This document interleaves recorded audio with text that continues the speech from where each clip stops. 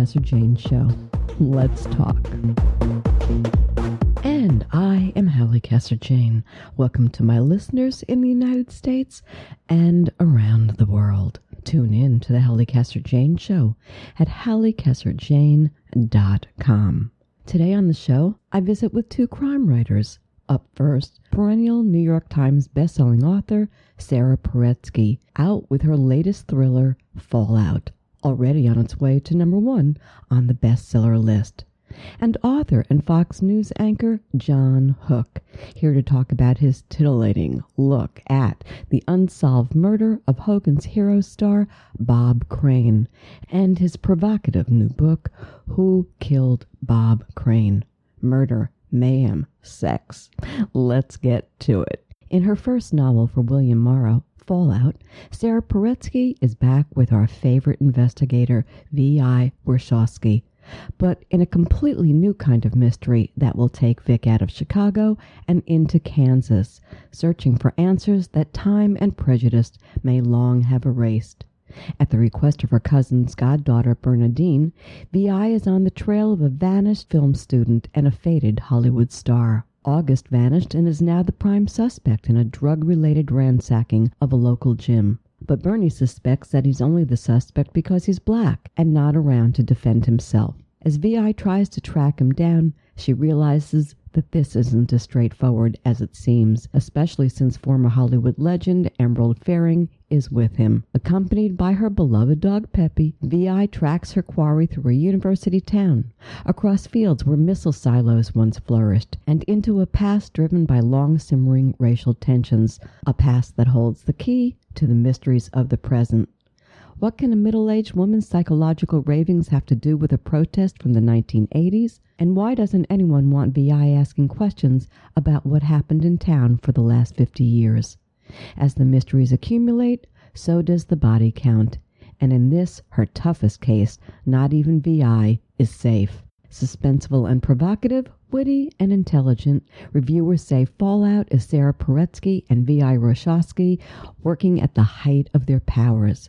Peretsky, just in case you don't know, is the New York Times bestselling author of 19 previous novels and is one of only 4 living writers to receive both the Grand Master Award from the Mystery Writers of America and the Cartier Diamond Dagger from the Crime Writers Association.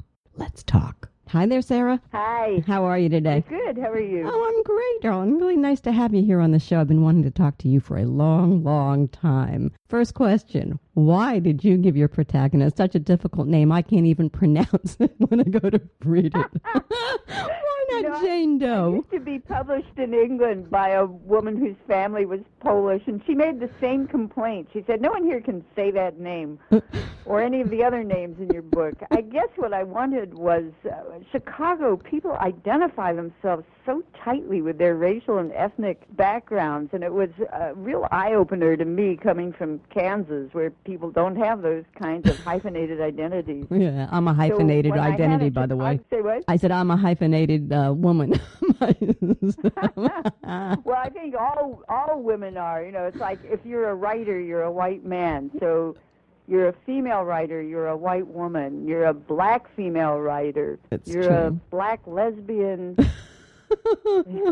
female writer. So Yes, true. indeed. The hyphens get longer and longer. I love it. I love it. Welcome to the new world, right? Listen to me. You've been writing for a very long time, and it's interesting to me because you write about this female detective, and I'm just wondering if when you started, this surely was true, if it's still true, that you have to be a whiskey-drinking, baseball-loving, gun-toting, karate-loving, bigger-than-life character to be believable, at least endearing to readers, to buy the idea that a woman can be an ace, investigator. How has that changed since the days you started writing? Oh, I think that we're seeing women play all kinds of different roles in all kinds of different ways. Society sure has a long way to go, but we've come a distance too, and having some acceptance for women who do things in many different ways. I will say that my detective, V.I. Warshawski, is a whiskey-drinking, baseball-loving woman because I am a whiskey-drinking, baseball-loving woman. I'm a terrible athlete, but I grew up going to a country school in eastern Kansas where we all played baseball, And I loved it, and I still love baseball. And I still love baseball, too, and my Yankees are winning. 7 or 8 in a row, I think, how the Cubs do, or the, right? I love it. We had one good year with the Cubs last year, and right. Now they're back below 500. Right. So yeah. reality returns with 2017. I think I identify with you, though, because I'm a whiskey-drinking, kind of tough, baseball-loving kind of gal, and I guess that's why I've always loved your books, because I love your character, and I know that I love you. I find you the most interesting woman writing these days, I have to tell you. Are you read by as many? Well, it's true, because I think what comes through in the books is you.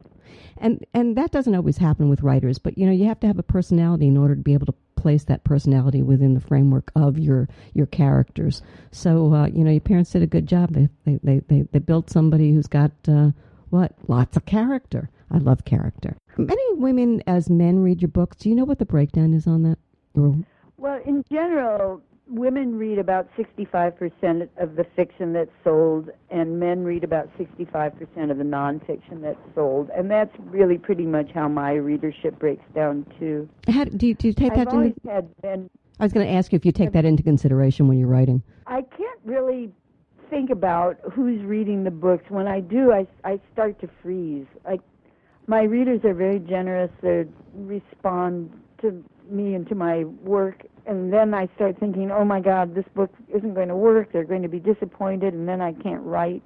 So I have to kind of shut off thinking about readers while I'm writing, or I get too tense to write. I hear you. Fallout. Let's talk Fallout. Let's talk the fact that this is a bit of a departure. This is a departure for you. You take your character away from her home base. But why now? Why did you decide to do that now?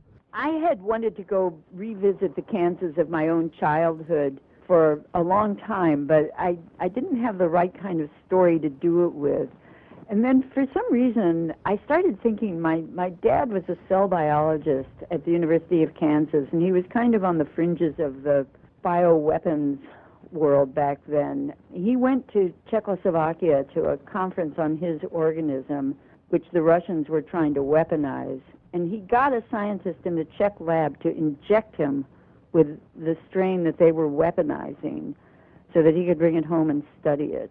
And he got off the plane in Kansas City with a fever of 104, but he didn't start antibiotics until his lab tech came and took a blood sample that he could culture. And, I think about this a lot. I think I never asked him why he did it.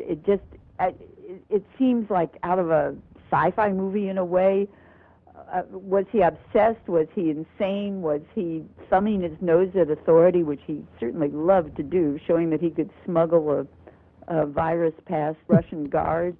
But when I wanted to try to write in that bioweapons world, I could only imagine it in the Kansas of my childhood. I knew I could have done it in Chicago or in Illinois, but it just didn't come to life to me until I thought, got to get her to Kansas, got to get her dealing with this. So much in here, so much meat to this story, but also in your childhood. You had an interesting childhood, Jewish, in a place that didn't like Jews at the time. You had to grow up on a farm away from the whatever. I can relate to that.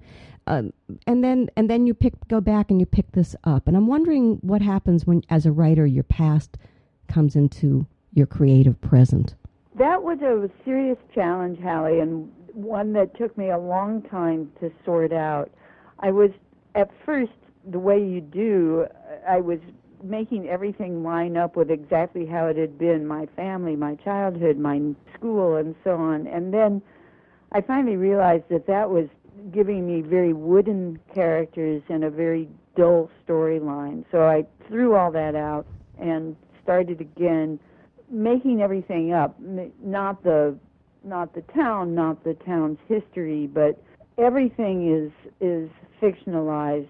The churches that play a role in that town, I've made those up. The librarian who plays a heroic role is loosely on heroic librarians all over America, but she's totally a fictional character. And the family that is a sort of a stand-in for my own family, all of those people are completely fictional. And once I did that, then the story started coming to life. So that for you, the truth is in the fiction. How interesting. I love it.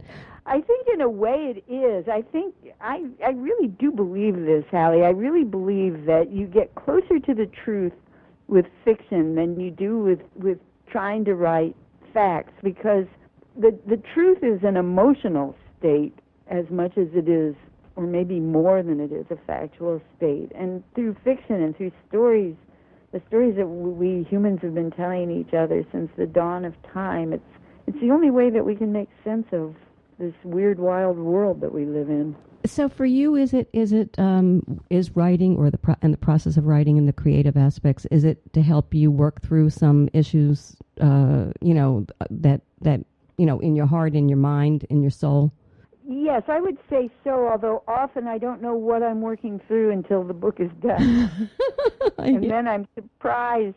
I mean, like Fallout ended up being a lot more about the history of race in Middle America than I was intending to do when I started the book, and yet that is kind of there all the time under the surface, and so it plays a dominant role in the story that I wasn't thinking of. It's that kind of thing. I've written books that tell me that I was working out an issue within my family or within my marriage that I didn't know was going on until after the book was done and I went back and read it. Isn't that fascinating how that works? I love that. Listen to me. You're amazing. I love going to your blog, and everybody should go there because she posts things every once in a while that really get you stirred up. You're an activist, a political activist. There's no question about it. And there are a lot of people who would stay away, who are in your career, doing what you do, reaching out to so many people who may not agree with you politically, but yet you go out there and you stand up for what you believe. I love that. Are you afraid to project? Do you think about it? Do you go, oh, the hell with it. I'm going to say what I need to say because this is who I am. Like it, lump it, or don't. What? I do worry about it, and yet I think of the writers who are my heroes, the people who did take a stand, and I guess I don't want to be found wanting in the end. I don't believe in political novels, like novels that are just written to make a political point. I mean, there's a reason that the books from Russia that we love are like Dr. Zhivago, not Spring and the Victory Collective Farm. Books that are only written to make a point are really, really dull, one-dimensional stories. But the things that are engaging me in the moment, they end up, that's the context that I'm writing in, and so I can't help having them end up in the pages of what I write. Yeah, I think that's really important. I want to talk to you about writing crime fiction. It takes a certain kind of mind. And tell us what attributes you think you have that best serve you, that make your book so eminently readable and so popular with your public. What do you think is the key for you? I think that living with a certain amount of fear, I mean, don't we all live with a certain amount of fear? Maybe crime writers have turned to writing crime fiction because we're more fearful than the population at large. But I want to see some kind of justice done, even on a small scale. Even if I can't do big justice, my detective can't fix everything that's wrong in the world around her, but she can bring some measure of peace to some troubled people. And if I didn't feel that was possible in the real world as well as on the page, I just couldn't keep going. And so for me, crime fiction, there are people who write very witty, entertaining novels, and I love reading that kind of, Carl Hyacin, I love reading his stuff. But I want some sense that some people can have their lives made whole, that it isn't just always going to end in despair and tragedy. If you hadn't been a crime writer, what would you have been? Oh, gosh, I'd be a physical therapist and going out and healing people. How perfect. How perfect. I love it. You can do both. Listen to me. It's true. 20 books or so you're at right now, right? 20 plus? Yes. Oh, my God. I mean, girlfriend, that's just amazing to me. I'm not going to ask you which is your favorite, but I am going to ask you how you felt when you finished Fallout. I think at the end of any book, there's a feeling of it's not so much finished, it's more